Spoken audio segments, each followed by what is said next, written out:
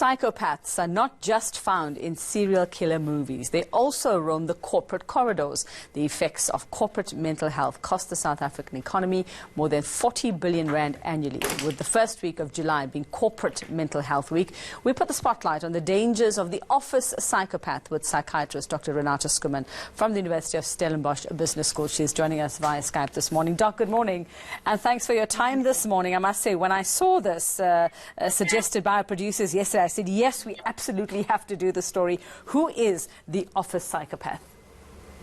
Good morning, Rebecca. Yes, it's important, and it's, as you said, it's not someone that's only in criminal novels, and they are also walking amongst us. And it's difficult to recognize them because they're not walking around with axes or, as someone said, with big horns. They can be extremely successful and strong leaders, but the destruction they can show in the process is quite significant, the impact it can have on employees. What is the behavior of the office psychopath? How would you know? So it can be someone that has a lot of confidence, as we call it, the curse of confidence. So they take bold decisions, they can be very charismatic. But the problem is that there is strategic plans behind it, and they are manipulators, and there's a predatory sense of conquest in how they manipulate other people. They control communication networks, which make it very difficult to know what to believe in yourself and where it's coming from. And they literally will use people for their own benefit and use you and chew you and spit you out. You know, some might call that being a very good strategist, Doc, or being somebody who is, knows the business and knows what to do for the greater good. But I see here, yes, it does say chief executives have the highest prevalence of psychopathic traits. And yes, you know, I suppose the dilemma here would be discerning between what is confidence and what is just psycho behavior. Absolutely. And I think I need to warn that we mustn't go around now and diagnose your boss, which is just being a bully, as a psychopath. This is really more. We diagnosed a psychopathic personality disorder only after numerous consultations and collateral information. But what we see amongst an American study is that 1 out of 25 CEOs have antisocial or psychopathic personality traits, where only 1 in 100 of the general population have.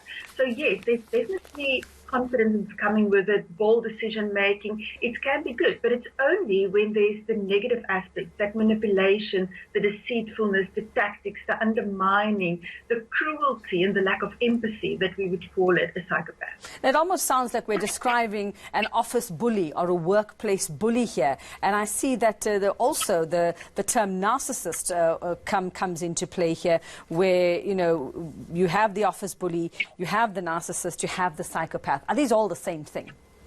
No. So we all know the difficult colleague or the difficult boss. That would be the bully. That would be similar to playground bullying before, where you would also just be nasty or derogatory to someone or harass someone, as we were as teenagers. And we still see bullying amongst 30% of adults, even 31% of adults. When it's narcissist or psychopath, there's the two different things. So narcissist is that extreme confidence, a grandiose sense of self-entitlement, a me, myself, and I type of person, which really will work you to the bone. They don't care about the impact that they have on your mental well-being in the long office hours, as long as their needs are fulfilled. The psychopath is the darker side of the personality. That is more where there's really cruelty involved and the lack of empathy, as I mentioned earlier. So how do we deal with them then in the workplace? The one thing is really not to get involved. Now, we can't always avoid people, but make sure to safeguard yourself. So there's similar tactics for both that you can employ. The first thing is to make sure that your side is clean, to surround yourself with a support network, build your support network. Try to communicate in writing. Don't react emotionally. Also be aware of your rules. The organization has an important role to play in terms of a line of communication where difficult behavior can be reported, when you can get access. Now, there's also other more specific tactics when you deal with a person when you cannot avoid them. For example, with a narcissist, it's good to almost, I want to say stroke the ego, but almost give them good ideas, but then don't expect that you will get the acknowledgement for that. But it makes it easier and less political and toxic, the environment to deal with, if you don't feed into that emotional environment. In the psychopathic behavior, you can address it, but try not to ever be on your own, but really try to be in a group, maybe in a team meeting when someone is being very aggressive, try to disarm them by saying something like, I can see you're very upset today. But never take the bait. They will make statements that they want reaction, and then the whole conversation will be turned around that you in the end doubt yourself. Okay, all right. So now you know they do exist. Thank you very much, Dr. Renata Skuman, there, just explaining to us how to deal with those office psychopaths, bullies and narcissists. Know anyone like that, partner?